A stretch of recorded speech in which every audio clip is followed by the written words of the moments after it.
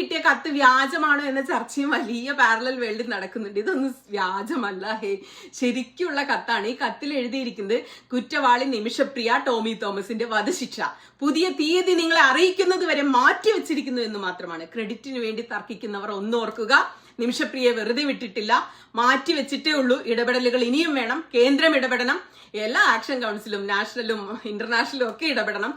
തമ്മിൽ തല്ലാതെ ഇടപെടണം. ചാണ്ടി ഉമ്മനും കാന്തപുരം ഉസ്താദും ഇടപെടണം. കേന്ദ്രം ഇടപെടേണ്ടി വരും. എങ്കിൽ ചിലപ്പോൾ നിമിഷപ്രിയ രക്ഷപ്പെട്ടേക്കാം.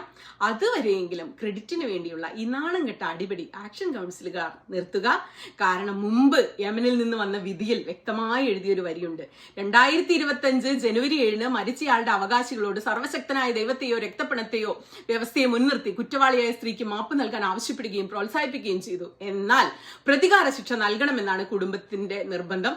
സർവശക്തനായ ദൈവത്തെയോ ബ്ലഡ് മണിയെയോ പകരമായി അല്ലെങ്കിൽ അതിൽ കൂടുതലായി ശിക്ഷിക്കപ്പെട്ട സ്ത്രീ മാപ്പ് നൽകാൻ അവർ വിസമ്മതിക്കുന്നു.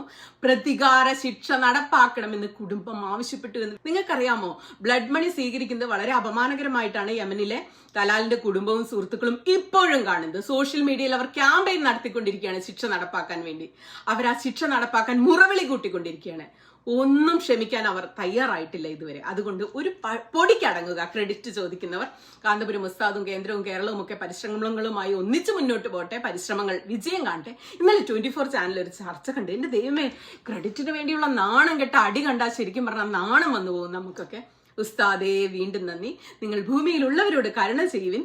ആകാശത്തിന്റെ അധിപൻ നിങ്ങൾക്കും കരുണ ചെയ്യുമായിരിക്കാം, അല്ലേ? അല്ലെങ്കിൽ ഭൂമിയിൽ സമാധാനമെങ്കിലും ഉണ്ടാകും.